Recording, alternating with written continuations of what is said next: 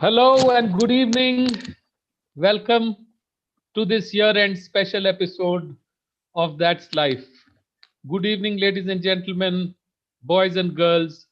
I'm very happy to welcome here Sri Sanjeev Nandwani, my buddy from school and an accomplished civil servant and a person whose passion also lies in academics like mine and who's had accomplishments not just in one area of life but in so many spheres of life.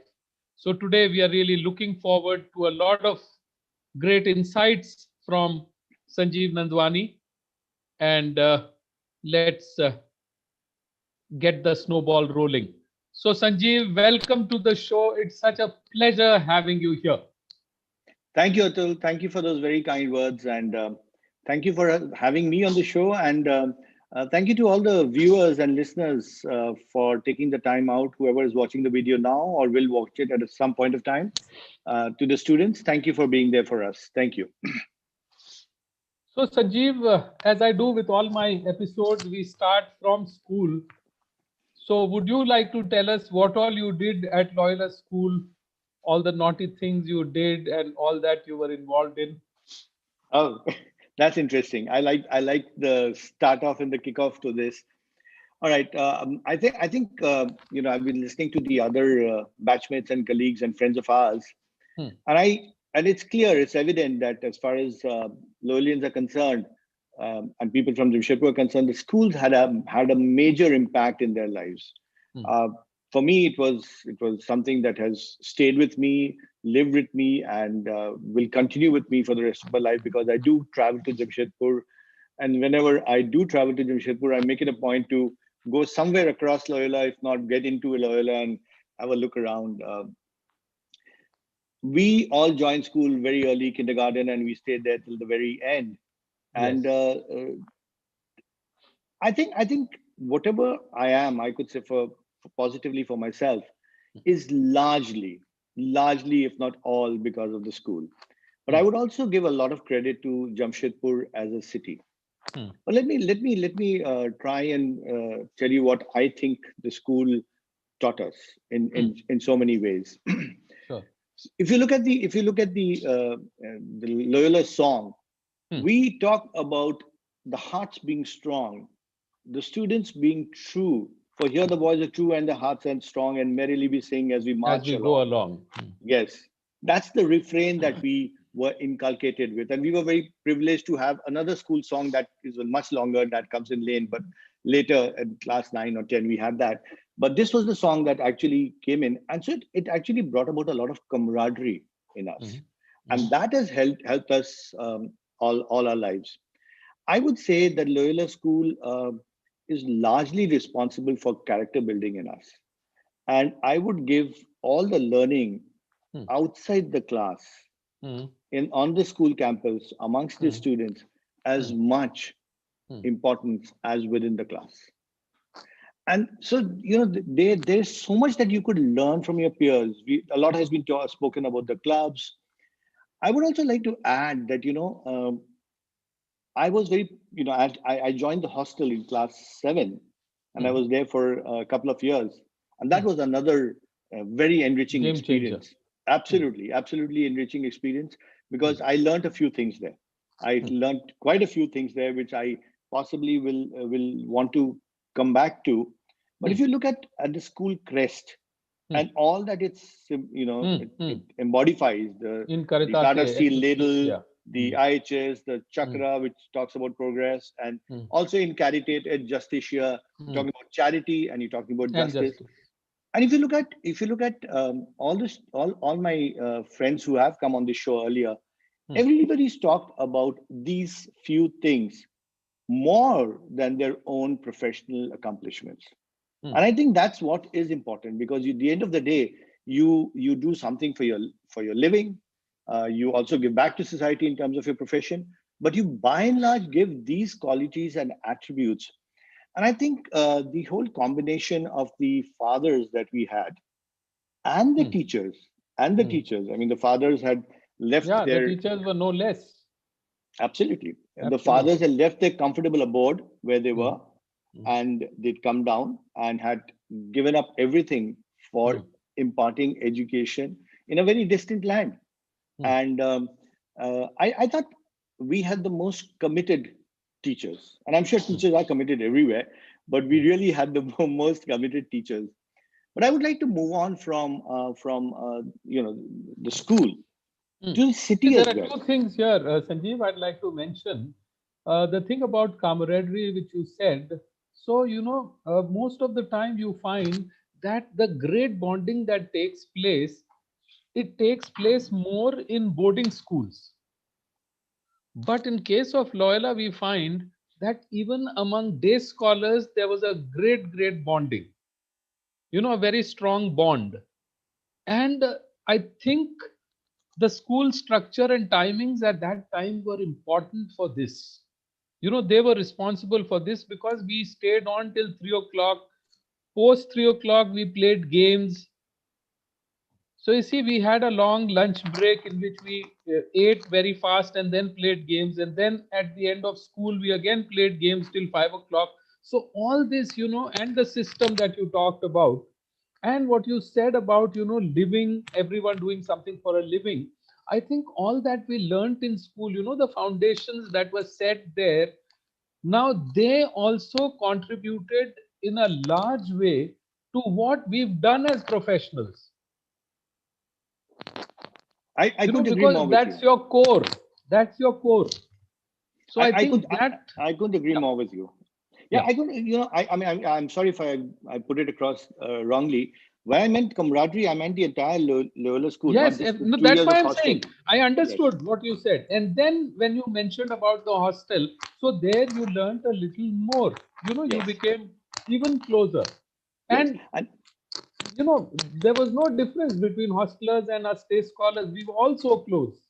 yes, and when when we learn in life is it's not about winning, it's about participating. You actually Absolutely. implement it. You actually Yes. implement it in a school. You Yes. would seldom find a person in a rat race to come first in class. Absolutely. Very seldom you would find such a thing. I mean, it's important to do academics well, Well, do whatever you're doing, you do it well. But the idea was to participate in no matter which activity. yes. You and I Yes. have we participated in a lot of elocutions, especially Hindi Elocution elocutions contest. with Yes. you, or Yes. Yes. English elocutions, or Yes. debates, or whatever we did in life. And I it thought was I so thought much the fun. key, yeah, it was never just walking off with the trophy, but Yeah, it was the being joy of participation and yes. the joy of preparation. Yes, exactly. I was about to tell you the same, that every time you had rehearsals and the run up Yes, to the rehearsals for about 15, 20 days absolutely. or a month, and The the day you had most the performance in enjoyable the part. evening, Then you next day feel you would have, empty. yeah, you have withdrawal symptoms. You wouldn't know what to Yes, do. This, yes. it's actually, Agree with you completely. but I was wanting to make that additional point, if you allow me, Yeah, sure. is the city, Hmm. is the township of Jamshedpur. When Absolutely. you meet somebody from Jamshedpur, or even people ask us what's there about Loyola School. That when you meet each other, we've all Hmm. gone through school, but the way you hug each other, the way you talk to each other, you're Hmm. extremely passionate about your school. What's Hmm. there? So that's a small little thing that it's very difficult for us to explain to them unless you've been there. Been there. Jamshedpur as a city, I've been professionally in the government, but Hmm. while in Jamshedpur, nobody knows what the government means. It was all Tatas.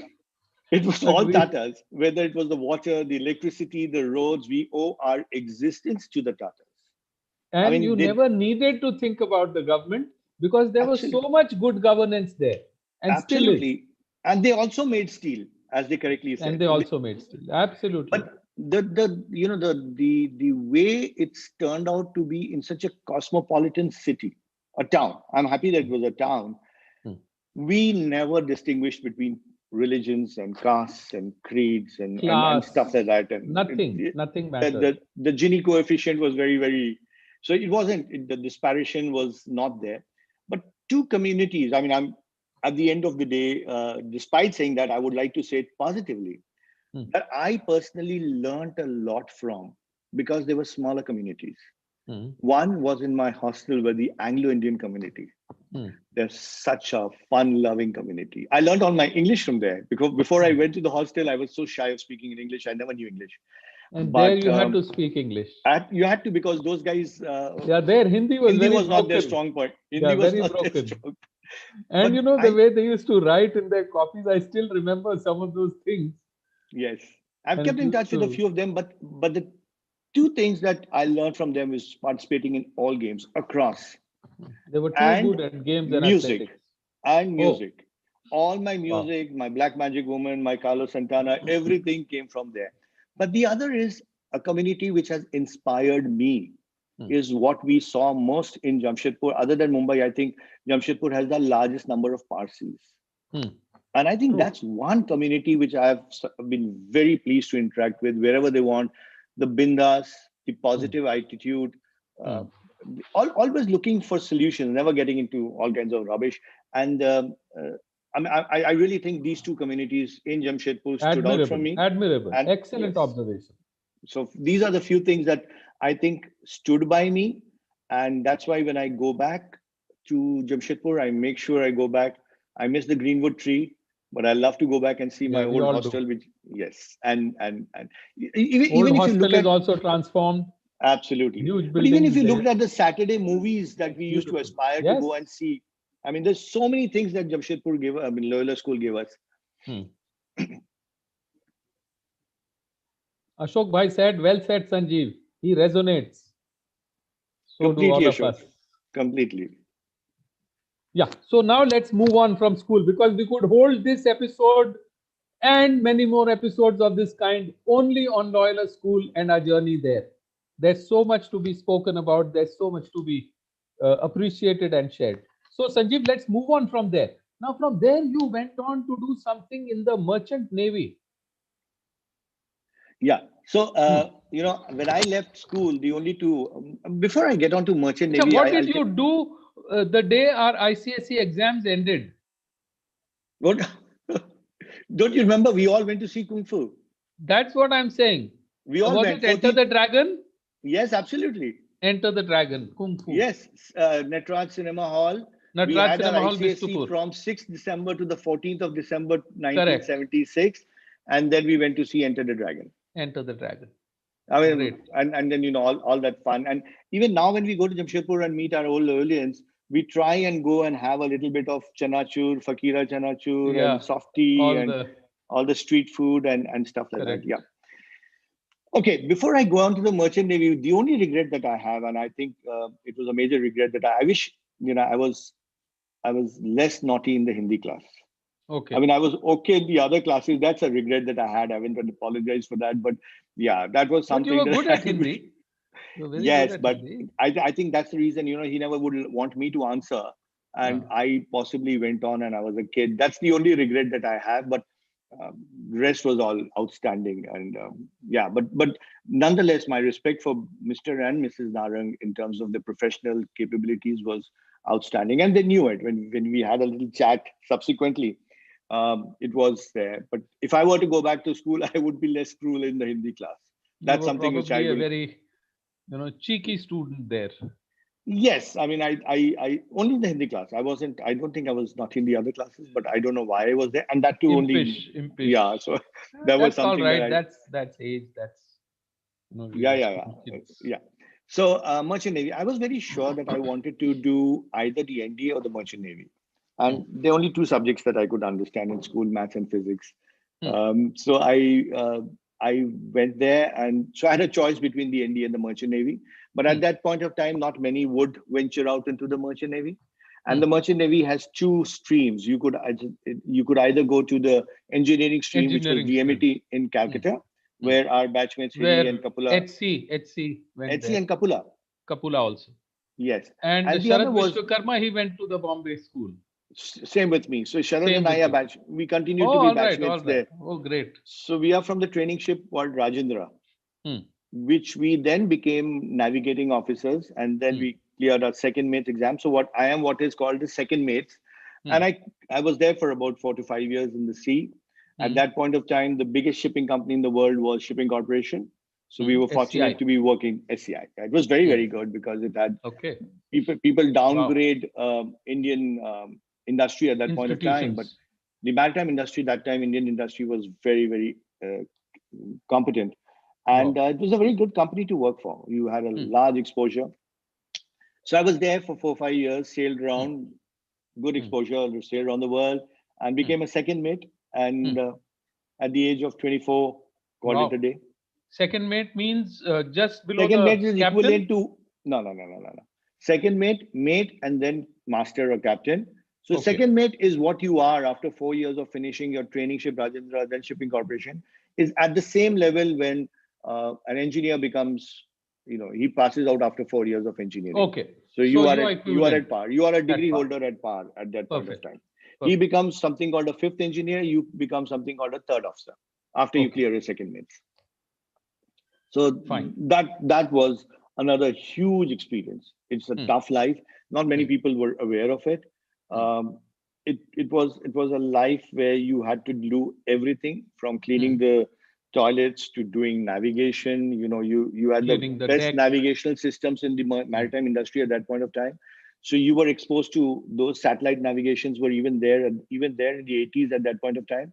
Hmm. And you also had to do the dirty job. You had to do the chipping, the painting, the Hmm. Hmm. cleaning. Hmm. So it Wow. kind of made a man out of Dignity you. of labor, Oh yes. I mean, there which was which Loyola School also taught us through class cleaning absolutely and other stuff. Hmm. that was another very very good thing that Loyola School made you do. Hmm. That half an hour of cleaning that you did, that That was was, the most amazing experience because you may do funky in doing homework, but or you not may in lag cleaning. behind. You would do your homework on the way to school in the bus, but in cleaning you were absolutely everybody was on the job and everybody was Everybody. doing it properly. Yes. So We got our that took knees me to the dirty. absolutely.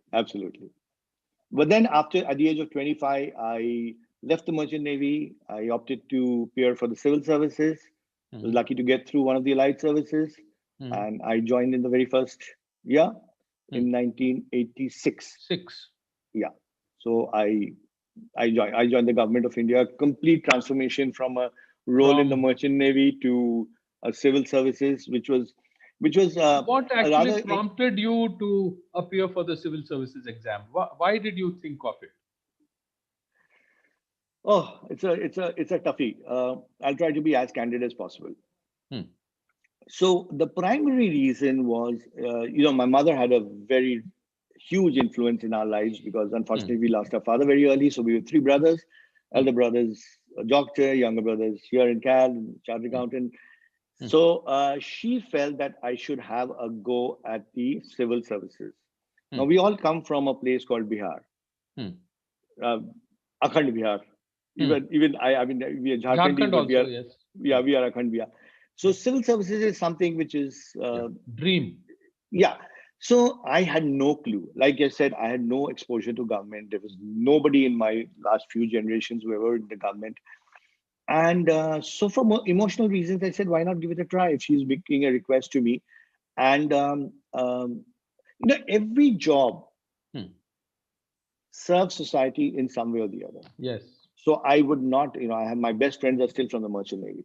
Hmm. Other than school friends, my best friends are still from the merchant navy. Hmm. But I do think that you have the opportunity to create an impact in the civil services as well. A larger canvas. Yes. So these are two reasons. Hmm. Prime reason being the emotional reason, but it Hmm. was it was a challenge for the simple reason that I was doing ship stability and ship construction and navigation and Hmm. seamanship and stuff which was largely technical, Hmm. and then I couldn't go back to those subjects, so I Hmm. had to take up some absolutely random subjects. So I took up Hmm. Correct. political science Hmm. and I took up geography. Hmm. I took up political science because I thought civics was something that fascinated me.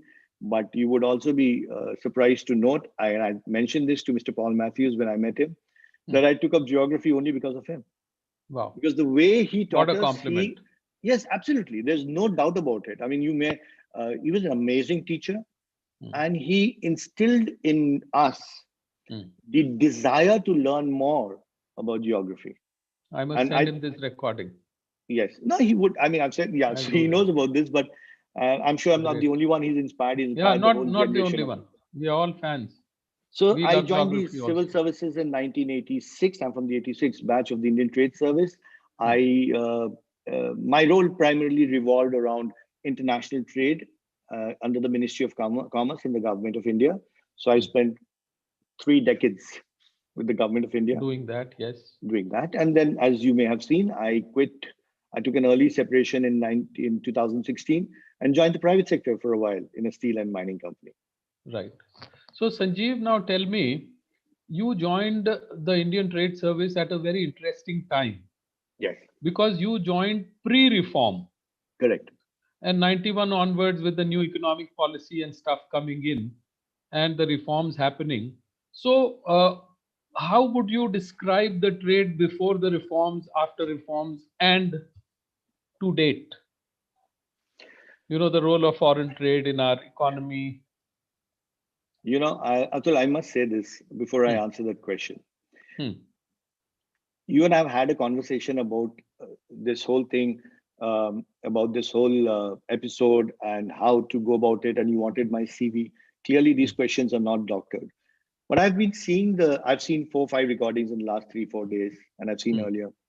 Hmm. The way you conduct it is Hmm. extremely professional.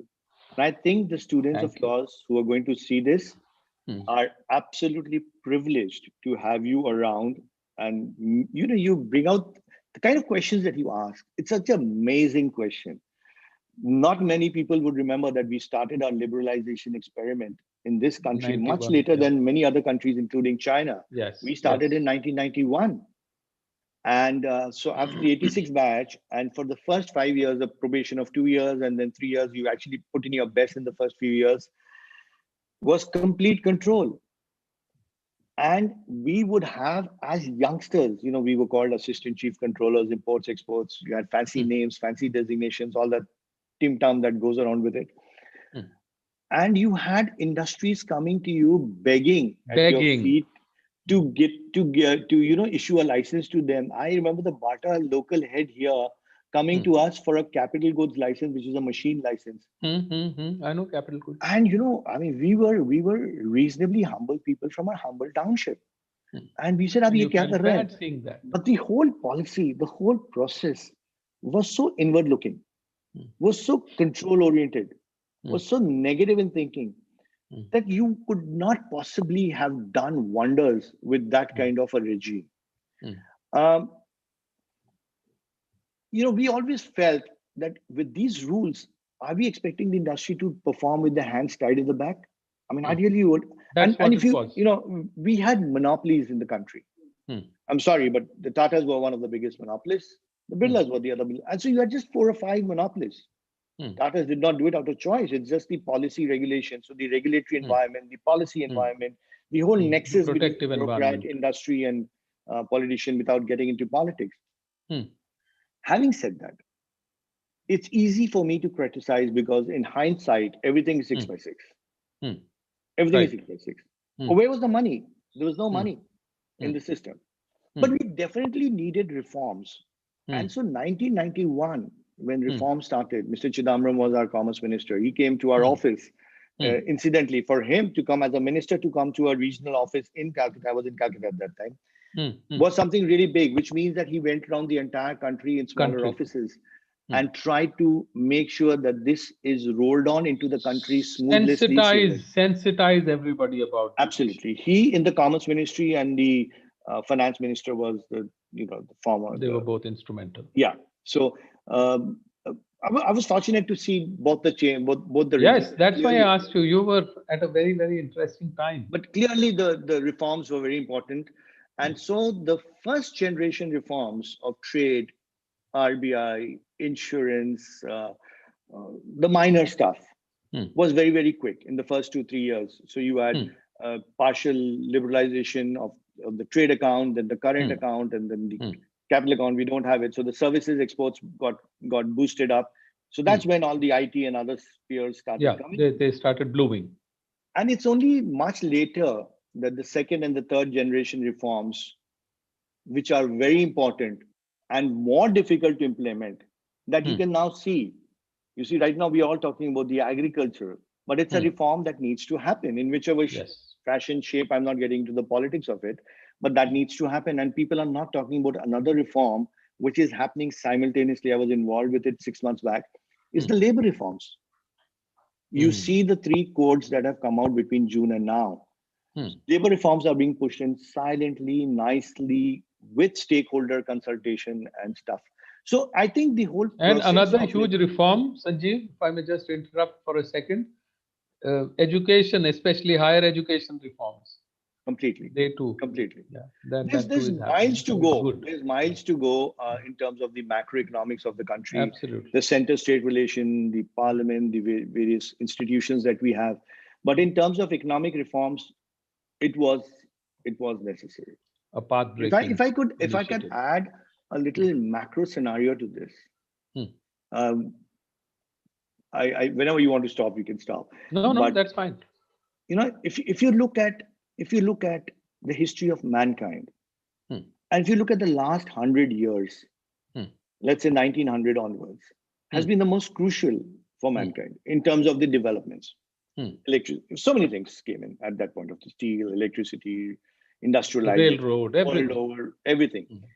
Anthropologists would definitely say that there's been huge amount of development earlier, and I couldn't agree more with them. Hmm. But if you look at material development that took place, and The last whatever, century or so. yes, but whatever around that Hmm. time, towards the end part of 19th century and early, Hmm. whatever advancements took place were completely knocked off because of the two world wars, Hmm. completely. And Hmm. then the people got together, and then it came out with League of Nations, Treaty of Versailles, and United Nations.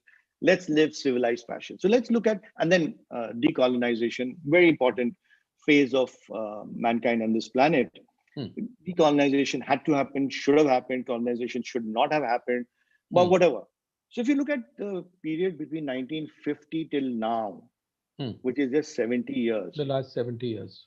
all the nations which were already developed after the depression, USA had already developed between Hmm. 1930. Western Europe was developed. The Hmm. rest of the world was not. And Hmm. wherever war did not take place on their territories, Hmm. they bounced back between 50 and 75. Hmm. Very interestingly, a country which was completely shattered, Japan, Hmm. bounced back soon after that between 75 and 2000. Hmm. But the more interesting country that came up was in 78, a country which you could never imagine to have done reforms was China. Hmm. And we got onto the bus much later. Much later. We could have done it earlier, but Hmm. be that as it may, we got onto the bus in 1991. But China actually pushed very fast for various reasons, which is very well known. Hmm. Their kind of democracy, you can push Their reforms kind out. of governance. Absolutely. Their And I'm system. very happy with the way we push our reforms with Hmm. complete stakeholder consultation and democratic processes. But one of the good countries that came up was South Korea, which Hmm. is now one of the leading countries that Yes. came. So all of Europe, all of North America developed, but India somehow has remained a little slow, a little steady. But it's now time for us to wake up and Yes. accelerate and push the pedal much higher. And I think it's the private sector industry which has now to uh, play that role in a Step big up way. to the plate. Yes, because you see the policy reforms are being done. The Hmm. regulations are, by and large, the negativity, the red tapeism is getting off the table. There's lots more to be done. Hmm. But this is how things have come, and it's an opportunity for us as a nation to grow now. And I think India, being the kind of population that we are in, the Hmm. kind of democracy that The we are in, demographic dividend that and we the have. kind of one of the great achievements of India as Hmm. opposed to our neighboring nations is we've concentrated on engineering. Hmm. If you want to Yes, look back that's and a say strong point for everything that the us. previous government did was rubbish, the Hmm. IITs, the planning commission, the No, irrigations, the absolutely, it dams, wasn't the rubbish. projects, Hmm. the steel companies, they brought about a whole revolution of Revolution. engineers, which then catapulted into the next level of chartered accountants. And I think this engineering skills coupled with English got us on together. If you look at our neighboring nations who are part of India, Bangladesh, Pakistan, they lost out on this. Hmm. And so India is definitely way ahead. And obviously, we are running many countries in the world. So I'm sorry for giving you a long answer No, to a no, short fine, question. perfect, perfect. This is a perspective. Now, Sanjeev, tell me, how has COVID impacted world trade and how has it changed equations? Because there's some, there are some perceptions about China which may change the way the world looks at China or trades with China? So is there an opportunity for the others? Because steel prices have suddenly started moving up. A lot of prices, which were controlled earlier by China. So I will have only limited knowledge on this, Hmm. but Hmm. it's a tough question to answer. I would like to answer in two parts. One is the personal part. I turned COVID positive in June. I know. And after a while working in Gurgaon, I was staying there. My wife was here in Calcutta. And we took a call between my wife, my daughter, who's working overseas. Between the three of us, we said we can't have this kind of an existence. And so I decided to give up a good job in Gurgaon and came back here. So I really think COVID taught me a lot on a personal front. It taught us the values of liking your own home, your own house, spending more Your time with the people. family, and your whole perception about life, your And attitude valuing towards everything things. in life. Yes. Absolutely. I think it's been a great learning experience for me. So that's one. I would like to answer that in two ways. One is a positive way, with a positive example, and two is with China. Obviously, the elephant in the room is China. So you wanted to know about China. I always believe in life that challenges come up suddenly, and challenges will always come up and make you stronger. Changes are bound to happen, which is the only constant. But it's not the change per se, but it's your response to the change that matters. Yeah. And an adversity is too good an opportunity always to let go by. I'll give you an example. I was at that point of time for a year between end 2019 to end 2020. I was with an Apparel Export Promotion Council as the secretary. APC, yes. Yes. And so my job was to promote exports of textiles and ready-made garments and stuff like that. At a time when the whole world goes on a lockdown, who's going to buy clothes? All you need is who needs clothes? All you need is a proper shirt. You don't even, you could be in shorts. Incidentally, I'm not, you could be in shorts. So the world big brands to whom India supplies, India is a big exporter of ready-made garments and apparel, were shut down. They were bankrupt. They were filing Chapter 11 proceedings, insolvency and bankruptcy. They weren't paying back. They were asking for discounts. They weren't picking up goods. So our industry overnight transformed into making PPE kits. It's the same. They pivoted. For 3 months. For 3 months, they were struggling, trying to get government to assist and stuff like that. But I must tell you, the role of the Ministry of Textiles to help us, we were doing advocacy to get the policy framework changed, the rules changed, the regulation changed. You have a lot of registrations and compliances for PPE kits with the penetration levels and stuff like that. So you had to have the right thing. And we had completely prohibited exports of this because you need a domestic demand. Yeah, everything was required in the country. So for us, as the secretariat, was one to gear up help the industry gear up and get the machines. And the machines came from China and Japan. And you got those machines to make the PPE kits. So they completely changed the skill sets of the same people, the designers who are making Zara's. I know. And they Uniqlo's, made masks and PPEs. Absolutely. So they made PPE kits, but the whole, and then, slowly after you cleared up the domestic demand, you then started getting into exports. So a large amount of exports have started in the last 2 months, and it's going to pick up. So that's one impact of COVID, that people will have to change and look at business according to the opportunity. You look at your own self, the way you teach and the way you have completely transformed into the webinar mode. And you have written that. I've seen that in some place that's one of your key accomplishments, that in the last 1 year, you have transformed the way you are addressing the students. And I have to learn that from you. But let me try and answer China. See, I used to be a great China fan. For the way, if you go to Shanghai and Beijing, you'll know what we're talking about. And I mean, we're not talking about the Wuhan virus. I'm trying to be as non-controversial and objective. A lot of effort has been taken by the Chinese government in the last decade or so to offload There are the low end of their industry. Hmm. I'm not talking about apparels alone, but across the segments. Hmm. It is for smaller countries to have taken over. Hmm. And so fell into the lap of Bangladesh for apparel, Vietnam Hmm. for everything, and now Cambodia. Hmm.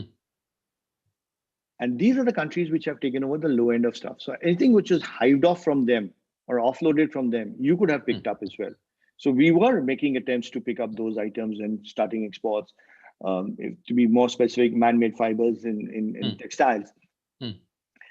But when COVID came, I would say there were more positive sentiments towards India. There were not that much of positive sentiments towards China.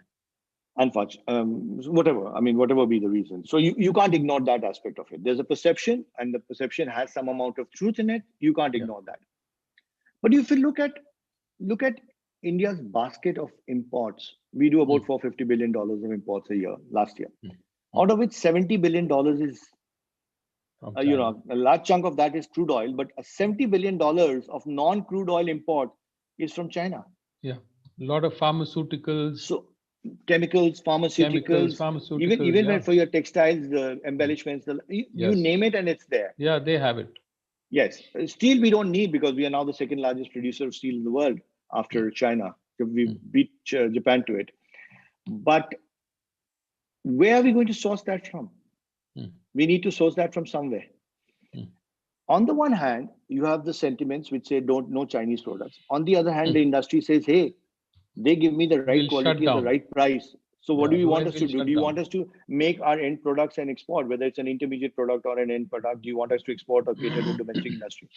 So what the government of India started promoting was a China plus one policy or a China plus two policy, which is when you start looking at alternate sources of getting those items, which is Hong Kong and Vietnam, other smaller countries. And many other places, primarily Southeast Asia.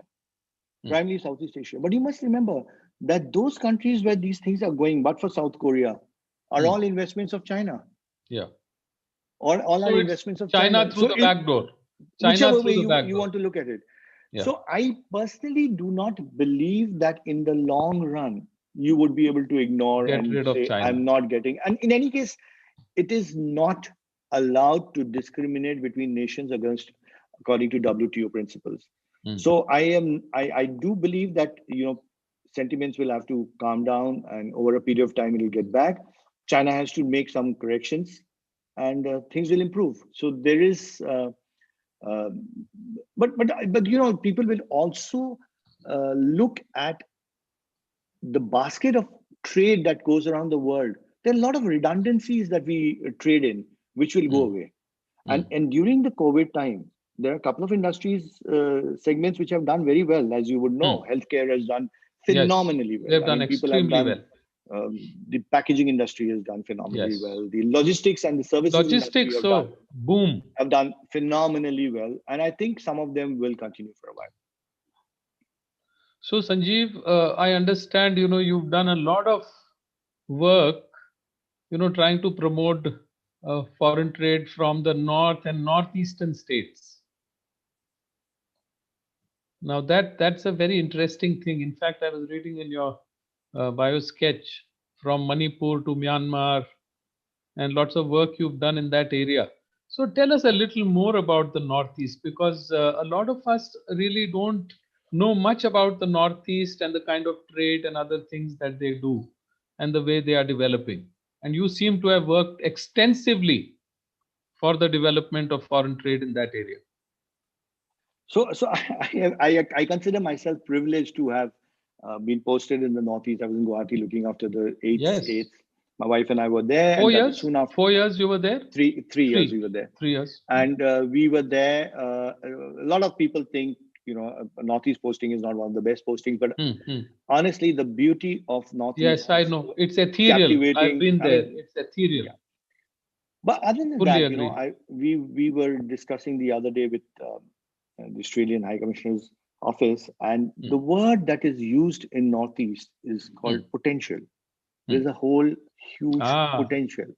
Now I had banned the usage of this word. I said you can't be using that word potential all your life.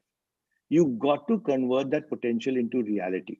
Mm. Now, if you look at Northeast or even eastern part of India, which is, Calcutta is the driving force behind them. They're all Yes. littoral. They're all Mm. riparian states, Mm. abundant in natural beauty. Mm. They've got international boundaries of Myanmar, China, Mm. Bangladesh at Skirting them, yeah. all levels. Mm. But you must also remember that what is true for India is largely Mm. true for Northeast. Mm. Between China and India, historically, those are the manufacturing guys, we are the services guys. Those are the submarine and the U-boat guys, we are the astronomy and zero guys and Aryabhat guys, Mm. historically. So Mm. around 60% of our GDP comes from services. A Mm. little over 20% comes from manufacturing, which Mm. is, as compared to China, much less. Mm. In Northeast, that is even more exaggerated because there's not much manufacturing that happens there. Yeah. And if you look at that place, all that they do is trading. So Guwahati is the trading hub Mm. for all the 7, 8 sisters. And you also have the neighboring nations of Bhutan and Nepal, which Mm. get catered from them. Mm.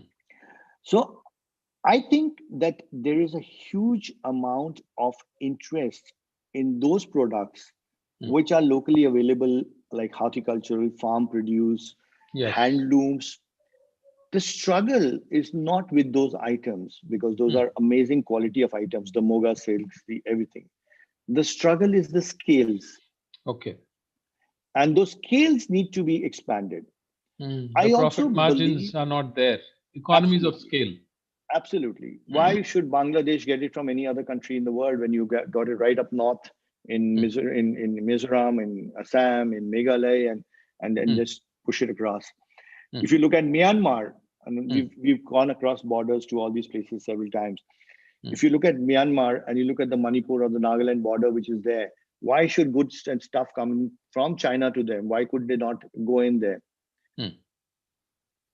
I would not use the word neglect for the Mm. Northeast Mm. uh, because I've left the government. I would not I mean, I would not have used it even while I was there. And I would like to say that the government of India could have a little more interest in Northeast over a period of time.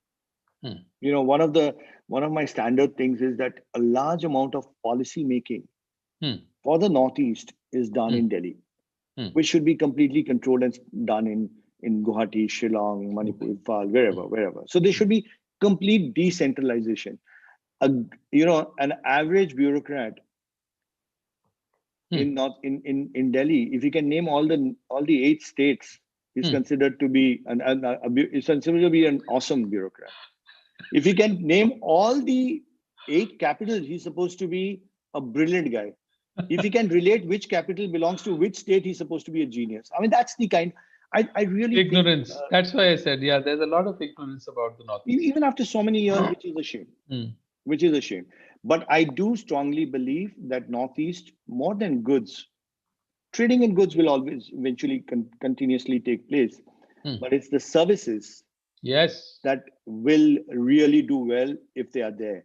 You look at the ecosystem, you look at the entire IT sphere, which is there in Gurgaon, Hyderabad, the entire ambience can be replicated there and done there And because all you tourism. need, tourism is Health and amazing. tourism, I think it is an amazing, amazing opportunity there. Why should why should patients from Northeast come to Calcutta Yeah. or go to Hyderabad or Vellore? Why Correct. can't we Correct. have world-class institutions there? Yes. So In that is where those I think a places. little more interest in infrastructure by the government in the right spheres Investments. would be, yes. The government can Yes. only create Medical infrastructure. tourism, everything can take off from there. Couldn't agree more. Couldn't agree. I mean, even if you had, look at a small state like Goa, Mm. whose revenue stream, now that mining is off for a while, Mm. um, the revenue stream primarily comes from tourism. Tourism. And you have chartered flights coming in from Europe and Yes. wherever. Why can't you have why can't you have chartered flights coming into the Northeast? So these are things that need to be, and of course you will have to get the basic law and order and elements in position. Beautiful. Sandeep had a nice comment. Yes, please. He says the bureaucrats in Delhi were not taught by Paul Matthew. Otherwise, they would have known the Seven Sisters and the capitals and all the states and matched the capitals with the states. Yes, and now it's So eight. great. Sikkim is the eighth one, the eighth sister. So earlier we used to say Ashok seven also sisters. had a couple of comments. Ashok said once, I once had a MOD secretary tell me that in his position he could veto anything, but could not or would not make a very constructive decision. And the next thing he said was the proverbial elephant, strong lumbering, but when it wants, it can run and howl. Yeah, that's India. Ashok and Sandeep, I mean, you're my buddies from school and real good friends. We've kept in touch even subsequently. I'm not here bureaucrat bashing. I'm giving you some of the things. Indian bureaucracy has some of the best talent, undoubtedly. Like in the IT sphere or the medical sphere or engineering, whichever sphere that they are in. And when there's a crisis, they can live up to it. But by and large, even with the present government, that minimum government, maximum government has remained a slogan. Mm. So to that extent, the red tapeism, the elephant, all that is very interesting, and I couldn't agree more with you on that score. But if given the right push by the right political environment, Old habits die hard, Ashok says. Yeah. yeah, but they can do. The bureaucracy can do wonders. Look at the way they've handled the reforms, economic reforms. I think they can do it. It just needs a good political will to get them to do it. Great. Now, Sanjeev, that brings me to another part of your life, another very significant chapter. Now, you've had two stints at two of the world's best institutions, the London School of Economics and then Harvard. So, would you like to tell us about these two, Well, parts of I your really, life? yeah, I really don't want to dwell too much on that. These have been enablers, and but Mm, thank you very much. These have been enablers. See, I'll tell you, this Chevening Gurukul Scholarship is one of the good scholarships mm, uh, where the Foreign and Commonwealth Office of the British government chooses 12 people. After Pokhran, they had stopped it for a while, but then they mm, resumed it, and they choose 12 people around the age of 40, a little less mm, than 40, and they take them to LSE and they mm, put them there for 3-4 months, and then they take them to all the world institutions in Brussels, in WTO, in EU, in mm, OECD, in England, to all the corporate houses, and then mm, they do a lot of teaching, and they focus on two things in 4 months. One mm, is globalization, mm. and one is leadership. And they believe that these people, when they go back, would possibly bring some amount of change. I do not know whether I've brought about that change or I've lived up to their expectations. I was one fortunate to be selected. And it was a rich experience because I took my wife and daughter along. Chiki was all All of right. small, very small. And so it was a good experience for us. We were made to stay in the heart of the city and very close to the LSE. Mm, And the interaction between the 12 of us and the students from the other parts of the world. Uh, but I learned a lot on those two things, globalization. And for me, because I was in a field which was dealing with international trade, it yes. it It helped made a me lot a of lot. sense. It opened up my eyes, it opened my vision. Vision, You worldview. know, yes, we knew what we were doing. Mm. And the impact of what you were doing. Yes, but we did not very often know why we were doing what we were doing. Mm. And then if you learn how to do it even better, that's, I think, was the objective. That's an eye opener, So yes. I really thought that was very, very good for me because I actually started thinking, as they say, out of the box. So that was one. And I learned about a program at the Harvard University, the Kennedy School of Government, which is now called the Harvard Kennedy School, called the Mason Fellows. They take about 60 students across the world. Um, Does it have People, anything to do with the Masonic Lodge? no, no, no, The, it's got nothing. no. It's the Edward S. Mason program. All right. Very, Somebody called Mason. All right. Surname. yeah, nothing to do with The Masonic it's Lodge. called, yes.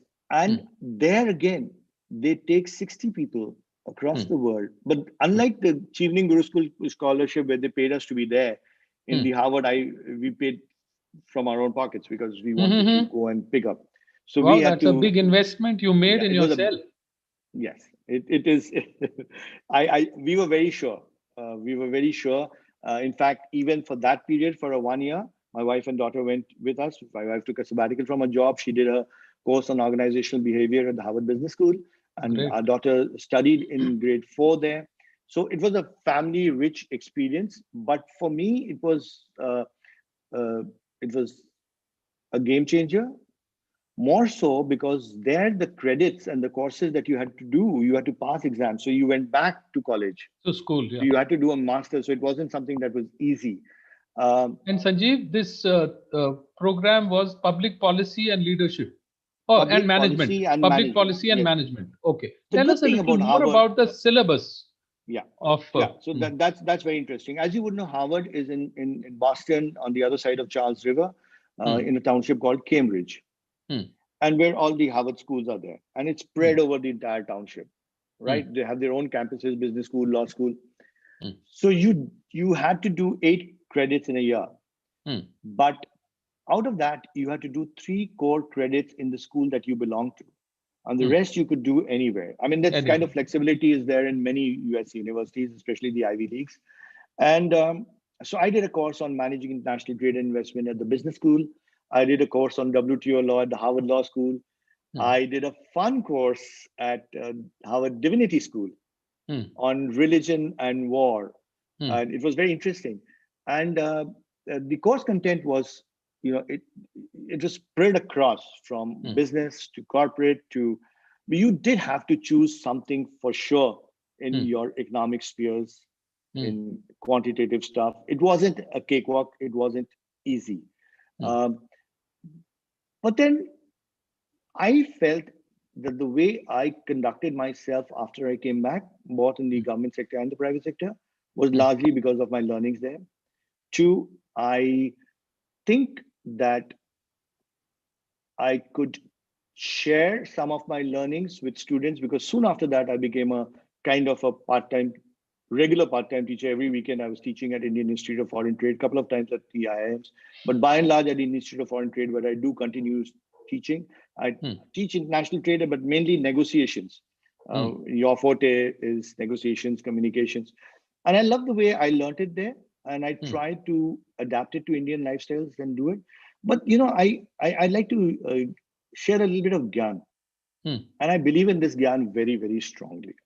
hmm, Like I said, at the cost of repetition, it was an enriching experience for our daughter, and our daughter, when what she learned in that grade 4 in Morse School in Cambridge Town, she remembers it even today, which wow. she may not have remembered for all her school, or for the for For the her rest of school her in. classes.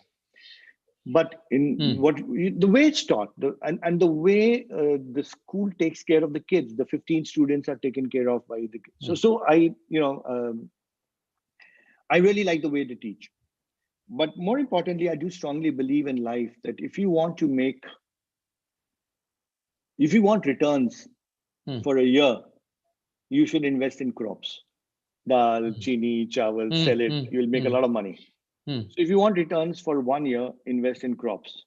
hmm. If you want returns for 10 years, invest in plantations, tea, coffee, rubber, whatever. But if you want returns for hundreds of years, invest in education. Knowledge. And Fully agree all with you. all our savings and everything and is for education. And I really think that is the only thing that I am in a position to give back, because that Right. now's the time for us to Give back to society. stop making money and stop. I might do some profession on the side, but at some point of time, and the only thing that comes to my mind is teaching. And uh, I, I I think as a family, when we sit down and we start looking at an issue, Hmm. and then you go into what brings out that issue, the solutions become easy. The spirit of inquiry, as was said by so many people. So I really think that was an amazing experience uh, at that college, at that And school. Sanjeev, there And are very few people who make such decisions and decide to invest in themselves. People are happy when their parents invest in them. yes, and send them abroad, but somebody who's working and making a courageous decision, investing in it, and this is the best investment anybody can make. I see people investing in bonds, in shares, in gold, in property, but not making any investment in self. Thank you. I must share with you So that, we, most of us from the Asian countries, the subcontinent, Pakistan, India, or Bangladesh, who went there, we came back to our bureaucracies and did whatever we want. There could be people outside bureaucracy also. There were a lot of people outside correct. bureaucracy as well. Yeah, But it's a basically, handful, people, yes, but people with every a year from, futuristic vision, people yes. who really understand the value of knowledge. So if you look at Singapore, Lee Hmm. Kuan Yew was a Mason Fellow. Hmm. The library, so we have had a couple of ministers and a couple of prime ministers in Africa from the Masons From the school. program. And if you look at the program that he has started in NUS, is called the Public Policy and So Management. that's a great Exactly the thing. same. And you see the way Singapore is governed, as opposed, I mean, you Yes. might say it's a city state, easy to govern, but it stands out as a fantastic example of governance. And And it's if you look at never the way easy to govern. yeah, Governance is never easy. look at the way they've handled COVID. Yes. I think one of the most amazing success stories on COVID in the world. Great. Wonderful. So Sanjeev, we've been on a very great journey now, and it is time for me to look at questions, if any, from our audience. And we have our friends here. Okay. So, okay. Yeah, so far there are no questions. So Sanjeev, now I come to a segment where I would like to ask you to give a message to our young boys and girls who are about to enter the job world or who are in schools and colleges. What are the most important attributes, skills, or qualities that they need to inculcate in themselves, which would hold them in good stead everywhere, under every circumstance, especially during trying times. Um, I have seen some of the messages that our friends have given on this Yes. platform. Hmm. I will try not to repeat them, Hmm. but I do think over a period of the last 34, 35 years of work, plus close to 60 years of living, we've picked up a lot of things and we would love to share. And so I think it's a very important thing that you asked me. And I'm happy that you asked me this question. Hmm. Uh, especially for the students, and I love students because I interact with them all the time, like you. Hmm. Uh, students, everybody's at a crossroads, whether Hmm. you're 21 or 24 or 30, and you always have a problem whether you've done the right thing, taken the right path, moved on the right direction. So I Hmm. always tell people to course correct themselves and not have any hesitation in going backwards to move forward. Hmm.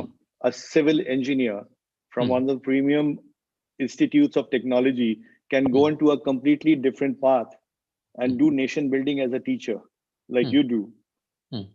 is what is course correction. And I think teachers and doctors, according to me, and not Hmm. necessarily in that order, Hmm. are the two noble professions. Hmm. Um, I look at Amir Khan, Hmm. and Amir Khan has three things which I tell students, and I'd love to say it now. Hmm. One is that you would have problems at every stage of your life. Hmm. Whenever you have a problem, remember Amir Khan and say Hmm. to yourself, All all is is well. well. Second thing, when you are at the crossroads, not knowing what to do in life, you're not Hmm. alone. Because there's a whole song on this. Kya kare, kya na kare. ये कैसी Ye मुश्किल है. kaisi mushkil hai. So you're Hmm. not alone. And the only person who can answer that question for you is yourself. Hmm. You've got to take advice from the whole world, Hmm. peers, mentors, role models, whoever. But at the end of the day, it's your call. It's your baggage that you need to shed off and you need to move ahead in life. Wow. But at the same time, especially for the youngsters who are in their 20s and 30s, Hmm. you must remember Amir Khan's third song. You have to live life. Hmm. And you see that song that he says without being naughty. Hmm. There's the third song where he tells somebody, Aati kya? Khandala. So you Khandala. have to live life. You have to Hmm. enjoy life. You have to live by the day. You can't Hmm. wait till 60 to say, I'm going to, you got to look around, explore, look at the world, look at the amazing passion that our astronomy club people, members have even today. Yes. I mean, you see our WhatsApp group, or our, look at that passion with which they talk about the stars. That was when I was a navigator, my one of my subjects was stars, because we had to navigate with a sextant Yes. on the With the stars. stars. And I wasn't a member of the astronomy club, but I had to do that. But their passion today is unbeatable. They're all in fantastic professions, but they're so live life, but do what you. I would also like to give two, three small things. Hmm. You would come across rough people, tough people, difficult bosses, Hmm. and it's not easy to go around that. But you don't Hmm. just leave a job because the boss is tough or You the boss don't is give tough. up. Yeah. So you must remember, even your own colleagues and peers, and you're having a lot of negative energy. That I tell people two, three things. One, put yourself in the other shoes, which is such a simple slogan, Hmm. but the most difficult to Difficult implement. thing to do. You put, and if you are able to actually look at the issue Hmm. from the other's perspective, her perspective, you probably Hmm. will be able to address that very well. The other is that you need not waste your time in raising the arguments to a level or a decibel which Hmm. leads both the parties nowhere. Nowhere. So be soft on the person, but hard on the issue. Analyze the issue so that you can debate it Don't out. let go of the issue. Let go of the person. Yes. Hmm. And I think I will implement that now by saying the last thing, Hmm. that one of the most important qualities that the kids can ever imbibe Hmm. is active listening. Hmm. It's so difficult to listen. I always tell people that when you're speaking and your communication skills, by the way, I slightly disagree with you when you say, well, not disagree, but I really think we need to have a little chat. I always rate communication, what you teach, as one of the most difficult skills. And I Hmm. don't know why it's called soft skills. Hmm. So I Yeah. always tell people, I always tell people, speak in such a way that others are eager to listen to you, and listen in such a way that people are eager to speak to you. Be active listeners, because if you're speaking a lot, you're not learning anything. But if you're listening, you learn so much. I think I'm Absolutely. going to start active listening now. I've finished with all that I had to say. No, I always tell my students that if you want to become a good speaker, you have to first become a great listener, because only a great listener can become a great speaker. Couldn't agree more. Couldn't agree more. And soft skills are called soft skills, and fine arts are called fine arts because they make you a softer person, they make you a finer person. I knew you They would make have a wonderful answer up your sleeve and you would correct me. Thank you. And soft skills are the hardest. I agree with you. They're They the are the hardest. hardest. You are They're really hard. absolutely right. They are definitely very hard to inculcate, and they are also the most neglected. And only when you don't have it do you realize its importance. And sometimes it's too late in life. So it's a must have. Soft skills and communication, I'm sure, is a must have. We were so fortunate to be at Loyola School and to get all these things so easily. We were privileged. I must say that we were Absolutely. privileged, and I do think that's I listen to Sadhguru a lot, and I do think that Sadhguru makes a lot of sense, that when he says that human species on this planet is the only one which makes a big deal about what they do for a living. Absolutely. And he then goes on to elaborate that and explain that. And I think that accomplishments and professional success, all that will fall into place at some point of time. But the kind of character building that has been done by our school Yes. It's and by amazing. the city that we grew in, We were It's extremely amazing. privileged to get that opportunity. I couldn't agree Yeah. more with you. One of our audience members, B.S. Yadav, says, "Excellent, sir. Self-investment is best investment. Sir, knowledge part, best suggestion." Very good. Now, Ashok Bhai completes, compliments me. He's made a great observation and don't stop reading, almost akin to listening. Yes, Ashok Bhai, absolutely agree, because that's how you get stuff into yourself through reading and listening. And the output is writing and speaking. So if you want to become a great writer, be a great reader. On So that, that's can I one. just can I just Yeah, sure. when you talk about reading, and I don't want to talk about books because I hope you don't ask me, because in the last 1 year COVID time we had a lot of professional work to do, so all the reading took a backseat. One of Huh, the books, which is a 40-minute reading, which is huh. always on my bedside, and I think it's the Bible, and I think kids must by heart it, is Who Moved My Cheese by Spencer Johnson. Beautiful. Oh, I've This is read an it so old many book. times. It's such an old book. It's such a relevant book even today. Whether you want to be sniff and scurry or you want to be Yeah, helpful, we are it's your call. only lamenting. We are only lamenting. It's a great read. Ashok also says. Now, Sandeep has made a comment. Thoroughly enjoyed listening to Sanjeev. Great career and great person. Glad to be your friend. So, Sanjeev, I think what Sandeep has said is echoed by me, by Ashok, by all of us who are your friends. And it has indeed been, a great journey that you shared with us today on That's Life. And you made this year end episode a special one by being here and by sharing with us so many insights. Now, viewers, I'd like to inform you about a couple of things.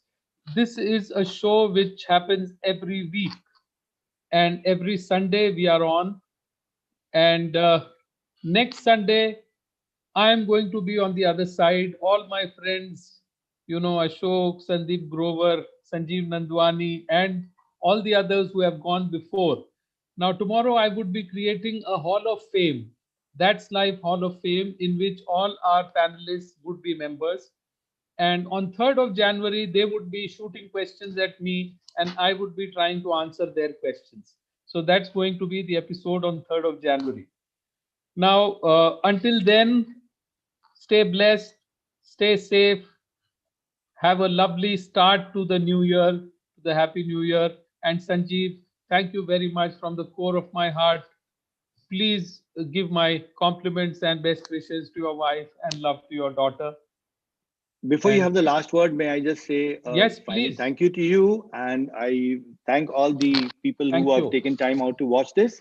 But let me also share with you that at the cost of repetition, that you're doing such a human service to the students, to Thank society you. by having this. This is eternal, and if if you can shape your students to learn. I was looking at the cardiology from Himadri, the Ophthalmology kind from of Sandeep stuff on Grover. that Sandeep told us about the eyes, and Mm. Ashok's experience with a 1 week experience. Yeah, Selling and with, there's so many experiences, and yes. they think the way you bring out these things from within us, it is an amazing skill and a quality that you have, and the leadership that you have demonstrated, which you did demonstrate in the SPA's office and the school, you've replicated again in life, and we are grateful to you. We indeed are grateful to you as a Thank batch, you, Sanjeev, and and we all of look you. forward to seeing you on the 3rd. But we look forward to all this again.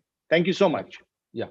So thank you very much, viewers. Thank you very much, all my panelists so far. And I look forward to seeing all of you on the 3rd. Till then, stay safe, stay blessed. Happy New Year to all of you. Next year, next Sunday, another episode, another guest. That's life. Thank you very much.